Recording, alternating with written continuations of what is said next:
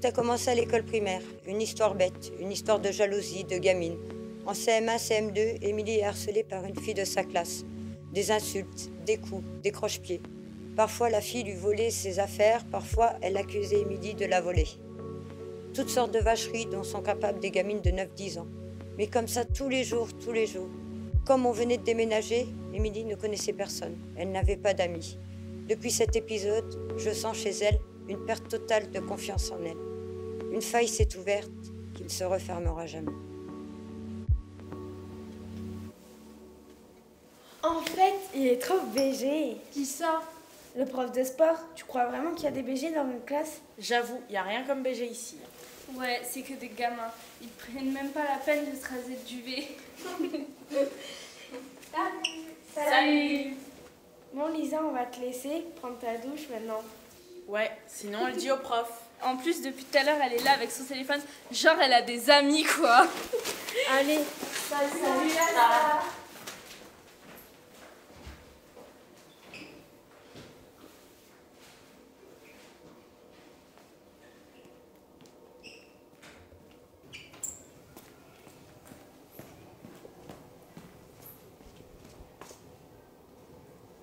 J'ai trop kiffé ta photo l'autre coup. Trop mignonne. Tu pourrais me renvoyer une? Je peux pas, je suis au vestiaire là. Bah justement, c'est le bon moment pour m'envoyer une photo de toi. Lol. Mais non, mais t'es ouf ou quoi? Je rigole. Les photos, limite, je m'en fous. C'est ta personne qui m'intéresse. Je sais pas, t'es attachante, t'es différente. T'as l'air quelqu'un de bien au fond de toi. Et ça, c'est rare. Merci, mais tu me charries un peu là. Mais merde, Lisa, pourquoi tu crois pas les gens qui disent du bien de toi? Parce qu'il n'existe pas. La preuve que non. C'est quoi la preuve? Peut-être moi.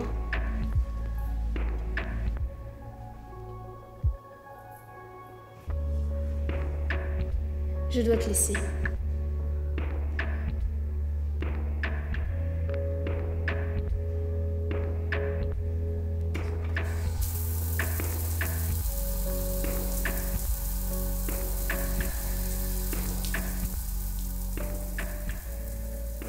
Au collège, Émilie venait d'entrer en 5e.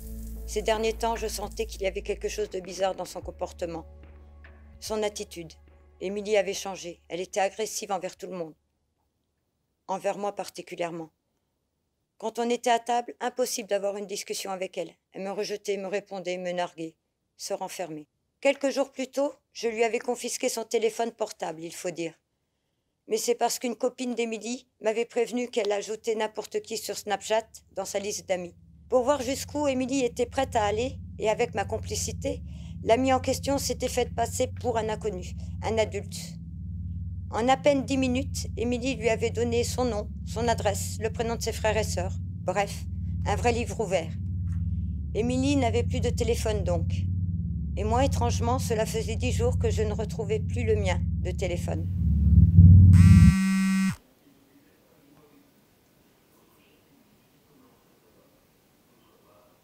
Mais je comprends pas. Tu m'aimes ou pas?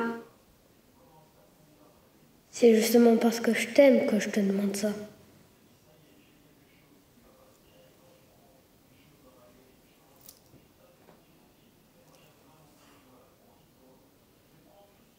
Non, c'est pas ce que je veux. T'as pas confiance en moi ou quoi? Tu veux pas m'aimer? Tu veux pas me le prouver? T'es toujours là?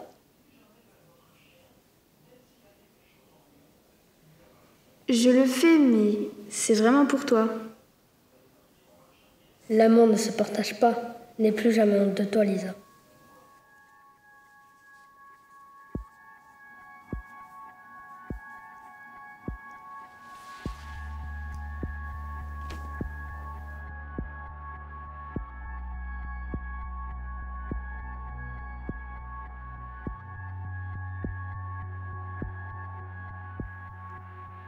En 10 jours, Émilie a publié une vingtaine de photos et vidéos de quelques secondes. Des photos et des vidéos d'elle, nue. Des nudes, on appelle ça. Derrière son écran, un jeune homme qui disait avoir 15 ans la manipulait nuit et jour, lui demandait des choses toujours plus abjectes. Au début, il écrivait qu'elle était belle, intelligente. Tu parles.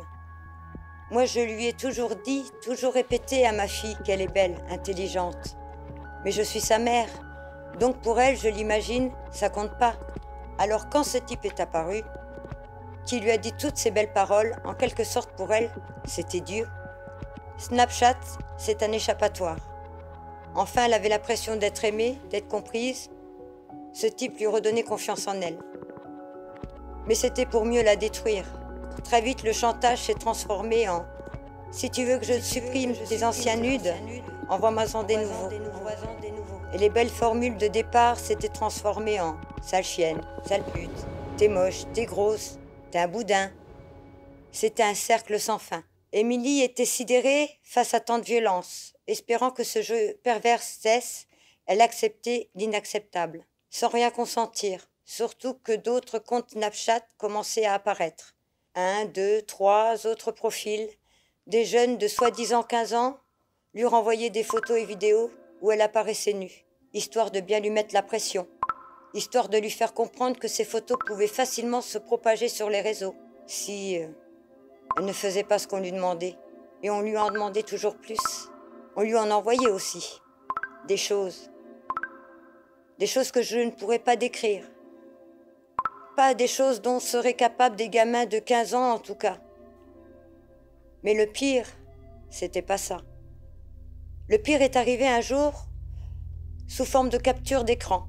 La capture d'écran d'un site pornographique. Dessus, on voyait des vidéos de ma fille au milieu de tout un tas d'autres vidéos. J'espère que c'était faux. Qu'il n'a pas vraiment fait ça. Que c'était juste un montage pour lui monter la pression, pour lui faire peur. Pardon.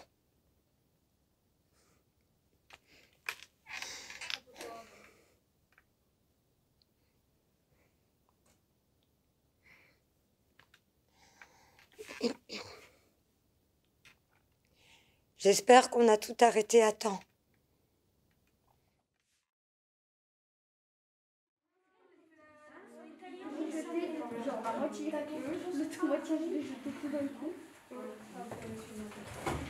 Et donc, la situation finale.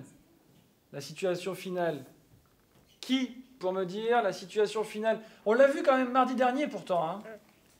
Oui, Mathias? C'est quand le héros retrouve l'équilibre de la situation initiale ou vient un nouvel équilibre meilleur ou pire.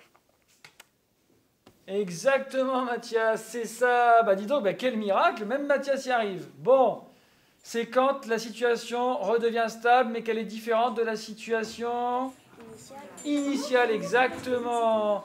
Et ils vécurent heureux et eurent beaucoup d'enfants, et patati et patata. Bon, c'était pas gagné. Hein. Cela faisait 10 jours que je cherchais mon ancien téléphone portable, donc. Pas moyen de remettre la main dessus. Et je sentais bien que la dégradation de ma relation avec Émilie était liée au fait qu'il ait disparu. Plus elle s'enfonçait dans ses problèmes, plus elle était irritable. Moi, je la comprenais. Moins je tolérais ses excès, plus on s'éloignait. J'étais loin, très loin de m'imaginer. Il fallait que je fasse quelque chose. Discrètement, je suis montée à l'étage et d'un coup, j'ai ouvert la porte de sa chambre. Émilie était justement sur ce fameux téléphone, prise sur le fait. Surprise. Tellement surprise que j'entre pile à ce moment-là qu'elle a jeté le téléphone par terre. Je l'ai ramassé. Son compte Snapchat était ouvert. Je suis tombée sur ses photos. La première chose que j'ai faite, et je le regrette, ça a été de la gifler. De la détester. Le temps d'1 heure. 1 heure où j'ai ressenti toutes les émotions en même temps. La colère, la peur, la tristesse. Son grand frère était là aussi. Il ressentait la même chose, il était choqué. Il s'en est pris à Émilie. Elle était prise d'une peur panique. Elle s'en voulait énormément. Elle disait qu'elle se déteste, qu'elle déteste son corps. Pourquoi j'ai fait ça? Pourquoi j'ai fait ça? Je me suis ressaisie, son frère aussi. On a compris. On a compris que ce n'était pas de sa faute, qu'elle n'était pas la coupable, mais bien la victime d'un agresseur, d'un prédateur. On lui a dit, mais Émilie a du mal à l'admettre. Elle répétait, « Si j'avais pas fait ça, ça serait pas arrivé, ça serait pas arrivé. » Ce sentiment de culpabilité la poursuit, encore aujourd'hui. Il y a eu des idées noires aussi, le dégoût des adultes, le dégoût du monde entier, le dégoût d'elle-même. Il y a la peur encore. La peur que ces photos et vidéos réapparaissent un jour, circulent, se propagent partout, jusqu'à son collège. Heureusement, le cours est fini, on remballe. Non, j'ai oublié un truc. Il y a d'abord le poème de la semaine. Alors, qui a le privilège de nous lire le poème de la semaine? Manon, qu'est-ce que tu vas nous lire, Manon? Une chanson de Jacques Brel. De qui? Jacques Brel. Ah ouais, d'accord. Hugo. En gros, Jacques Brel, c'est un grand artiste belge d'inspiration francophone qui a précédé Damso et autres Angel, tu vois un peu? Ouais. Ok, c'est bon. Manon, c'est à toi, tu te lèves et on t'écoute.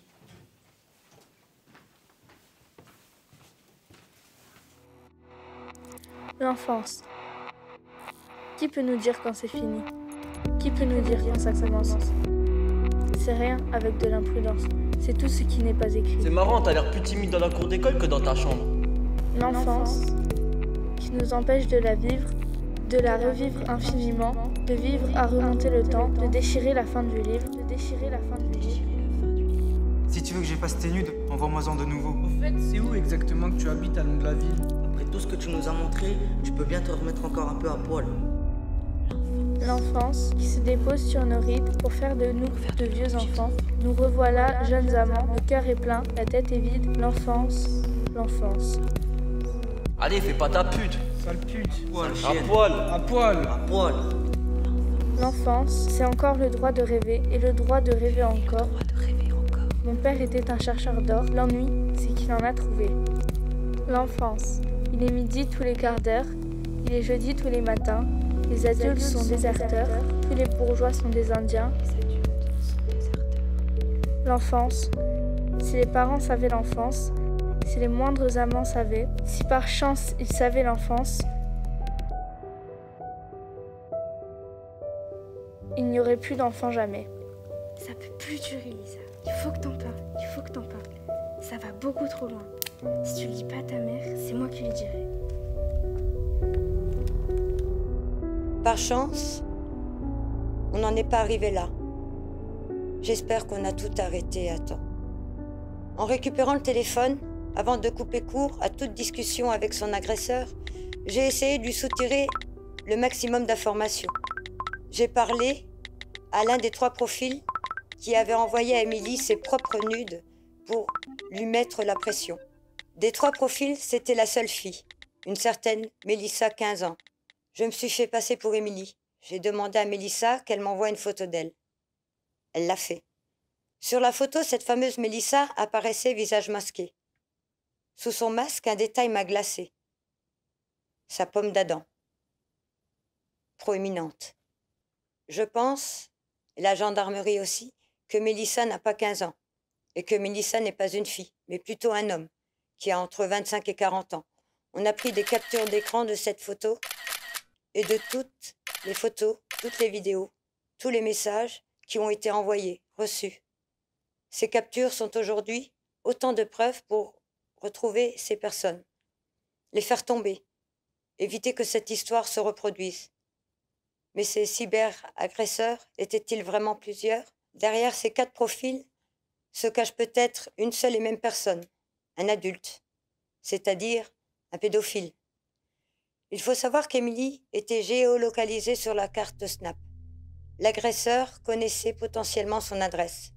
Le lendemain de la découverte des images, nous avons porté plainte à la gendarmerie nationale pour corruption de mineurs par une personne mise en contact avec la victime par un réseau de communication électronique. Une enquête est en cours, mais Snapchat est un géant du net américain, soumis à la loi américaine, connu pour être intouchable en France. Alors on attend que la justice suive son cours. On attendra le temps qu'il faut. Mais évidemment que t'es belle, t'es toute mimi, t'as un visage rayonnant.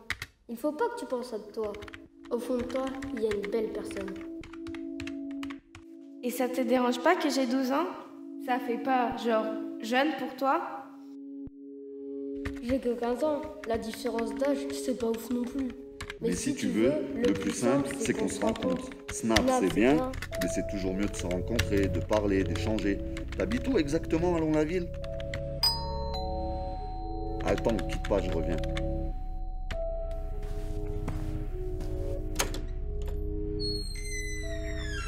Oui, bonjour. Monsieur Thomas le Majeur? Même. Police judiciaire, monsieur. Nous allons procéder à une perquisition de votre domicile. Une perquisition? Je peux connaître le motif? Vous faites l'objet d'une enquête judiciaire, monsieur. Vous avez du matériel informatique? Ouais, mais bien sûr. Putain, il se barre. L'individu tente de s'enfuir. L'individu tente de s'enfuir. Bloquez toutes les issues, les gars. Passez par derrière. Passe, papa! Reste seul. Reste seul. Reste seul. Reste pas. Reste pas.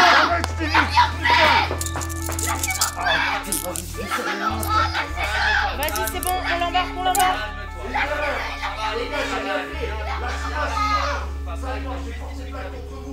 C'est une erreur, maintenant, t'inquiète pas, je vais revenir, mon petit. Je reviens.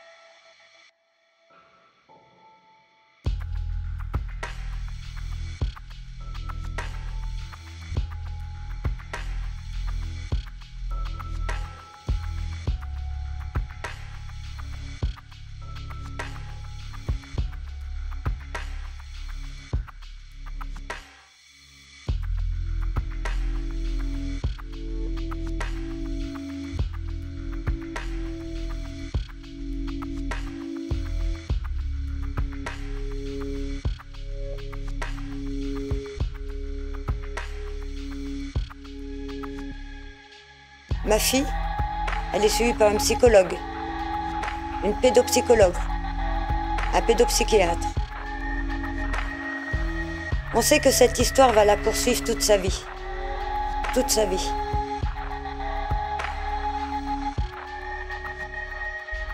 Émilie a perdu son enfance pour toujours. Moi, j'espère que je retrouverai son rire, notre complicité, nos petits moments. On fait tout pour. J'espère qu'on a tout arrêté à temps.